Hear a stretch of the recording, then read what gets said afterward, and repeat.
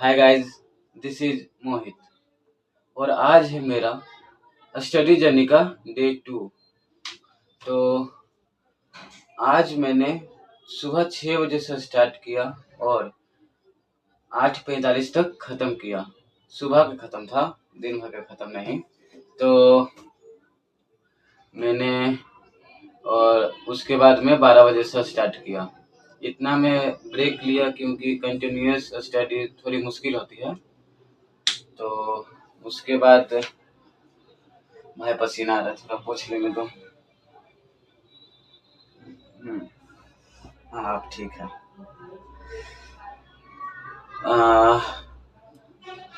12 बजे से मैंने पढ़ा, 12 बजे से मैंने 3 बजे तक पढ़ा, 3 बजे तक। और 3 बजे से लेकर मैं फिर 4:45 तक इतना तक ब्रेक लिया था मैंने थोड़ी, क्योंकि पढ़ाई पे भी थोड़ा फोकस बना रहे। और उसके बाद 4:45 से शुरू कर कर मैं 6 बजे तक ख़त्म किया, 6 बजे तक।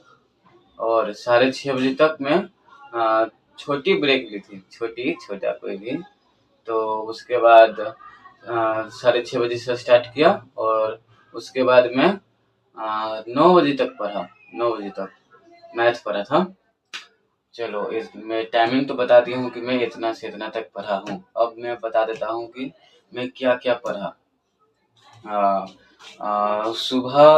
सुबह यानी कि 6 बजे से लेकर 9 बजे तक मैंने मैथ पढ़ाई की थी।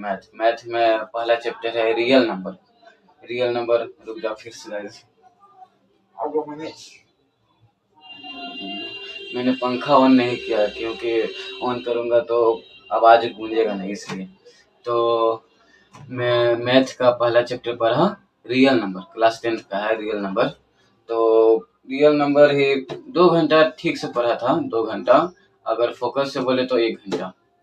तो रियल नंबर में पढ़ा, रियल नंबर में आज क्या पढ़ा मैं बताता हूँ। ये है केमिस्ट्री का कॉपी और ये है मैथ का मैं पढ़ा। सबसे पहले आते हैं प्राइम नंबर पे। प्राइम नंबर क्या होता है? प्राइम नंबर, प्राइम नंबर वो नंबर होता है जिसको दो नंबर डिवाइड कर सके, जैसे एक वो खुद नंबर अपने आप से डिवाइड कर सकता है और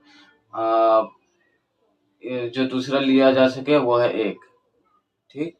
और अब आ जाते हैं 7 पे। हाँ, 7 पे कोई ऐसा टेबल है कि 7 को कोई नहीं काट सकता।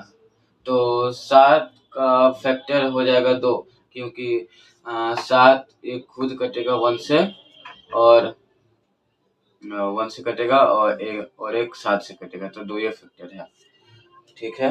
अब आ जाते हैं देखिए गाइस, बाहर चिल्ला रहा और किसी से नहीं। 8 को डिवाइड करो। नंबर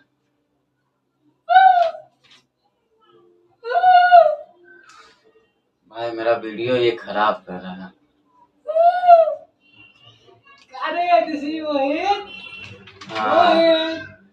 चलो प्राइम नंबर पे प्राइम नंबर रिकॉर्डिंग ना होती है पगला। अरे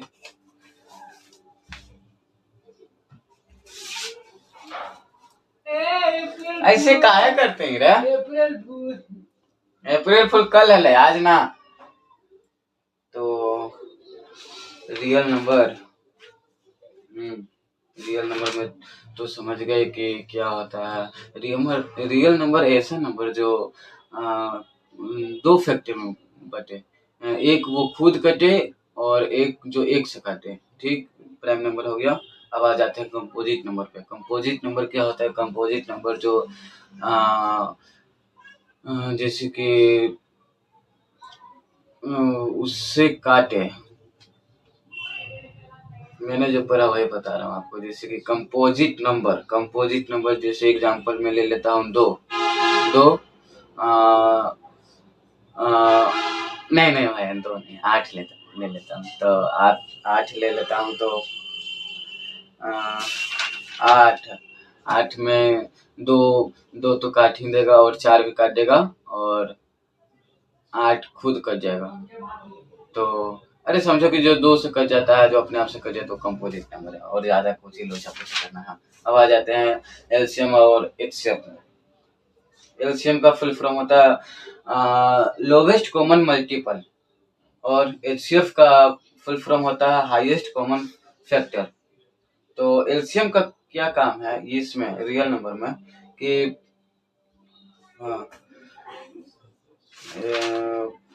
एलसीएम का क्या नाम है, सबसे छोटा संख्या जो ए और बी दोनों से डिवाइड हो जाए, जो दोनों से डिवाइड हो जाए,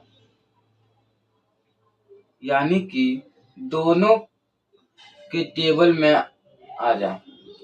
अब आ जाते हैं एचसीएफ में। एचसीएफ का क्या फंडा है, यानी वो सबसे बड़ा संख्या जो ये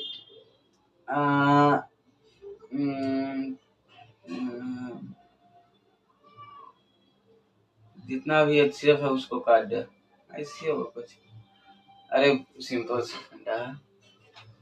हाँ, सबसे बड़ा संख्या जो ए और बी को डिवाइड कर दे, ए और बी को डिवाइड कर दे, यानी कि एचसीएफ का काम है बड़ा संख्या को डिवाइड करना और एलसीएम का काम है छोटा संख्या को डिवाइड करना।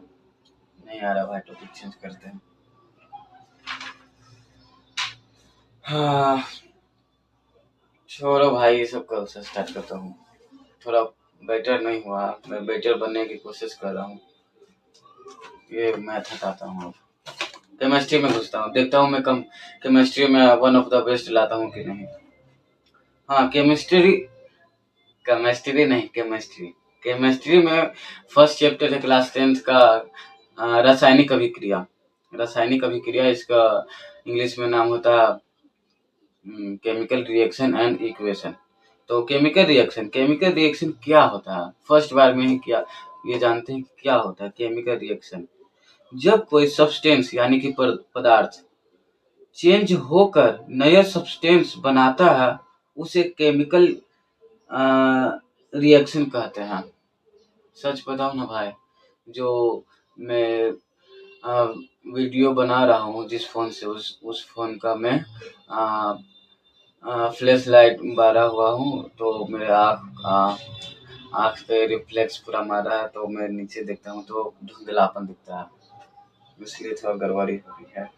एग्जाम्पल में magnesium plus oxygen equal magnesium oxide, यानी कि मैग्नीशियम प्लस ऑक्सीजन ये दोनों मिलकर बनते हैं मैग्नीशियम ऑक्साइड। भाई कॉपी में तो यही दिखता है। अब आते हैं केमिस्ट्री भाई, रिएक्शन के साइंस पहचानने के लिए अगर ये बदलाव दिखे तो रिएक्शन हो रही है, यानी कि ये बदलाव हो रही है तो रिएक्शन हो रही है। उष्मा हीट निकलना या लाना, इसका दो साइन, दो नहीं इसके भी अंदर 2 बिरादरी होते हैं। एक होते हैं एक्सोथर्मिक रिएक्शन, ऐसी अभिक्रिया जिसमें उष्मा हीट बाहर निकलता है, उदाहरण जलना बर्निंग, दोनों में फर्क। अब दूसरा आता है एंडोथर्मिक होता है हीट लेता है और ठंडा महसूस होता है, एनर्जी ऑब्जर्व करता है। एक्सोथर्मिक हीट छोड़ता है, गर्म महसूस होता है, एनर्जी रिलीज होती है। भाई छोड़ो, आगे मैं बढ़ता हूँ।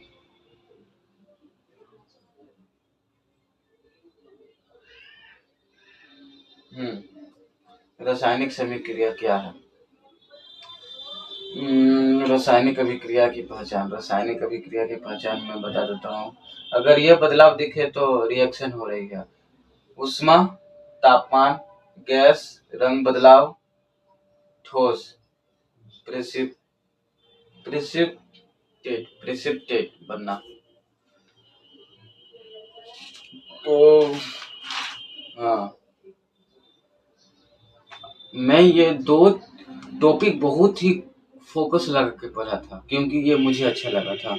मैं ये दोनों आपको बताता हूँ। एक होता है फिज़िकल चेंज और दूसरा होता है केमिकल चेंज। फिज़िकल चेंज में मैं आपको बताता हूँ। ये जो है सिर्फ़ फ़ॉर्म चेंज करती है, आइडेंटिटी एक ही रहती है। जैसे कि मैं बर्फ़ जमा लेता हूँ, ठीक है? बर्फ़ जमा लेता हूँ, बर्फ़ का एक आइस क्यूब बन गया, आइस क्यूब, और वो जब मेल्ट होती है तो बन जाती है लिक्विड, और जब लिक्विड को भी हीट किया जाता है तो बन जाता है गैस बन जाता है, गैस में फ़ॉर्म हो जाती है।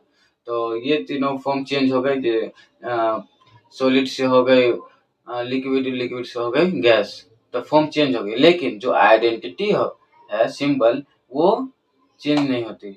आइस क्यूब का भी था H2O, और लिक्विड का भी था H2O, और गैस का भी था H2O, ऐसे मैंने पढ़ा है। तो आइडेंटिटी एक ही है, सिर्फ फॉर्म चेंज हुआ है।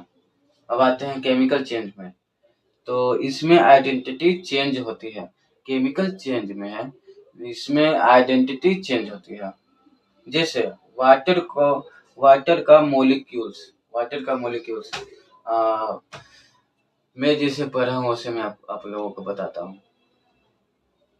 मैं सिर्फ रिवाइज के लिए बता रहा हूँ। सो देखिए, एक हाइड्रोजन है और एक ऑक्सीजन है, फिर एक हाइड्रोजन है, यानी कि 2 हाइड्रोजन और 1 ऑक्सीजन। तो और जब ये ये तीनों को केमिकल चेंज में किया जाए, केमिकल चेंज में, तो ये तीनों जो है कंबाइन कर लेगी तो क्या होगा, हाइड्रोजन ऑक्सीजन, 2 गो हाइड्रोजन और 1 ऑक्सीजन, तो क्या होगा H2O, यानी कि 2 गो H बोले तो हाइड्रोजन और 1 ऑक्सीजन, तो क्या हुआ H2O, यानी कि वाटर, पानी।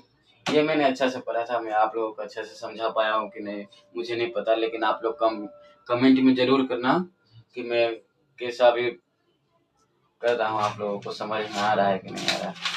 मैं आप लोगों को पढ़ा नहीं रहा हूँ, मैं बस आपको बता रहा हूँ कि मैंने क्या-क्या पढ़ा, कैसे पढ़ा, क्या मुझे समझ में आया, बस ये। तो आज के लिए बस इतना ही। आज का दिन थोड़ा प्रोडक्टिव था, क्योंकि मैं जानता हूँ कि मुझे और बेटर करना है। तो आज के लिए बस इतना ही। अब कल मिलते हैं डे 3 में। Bye guys.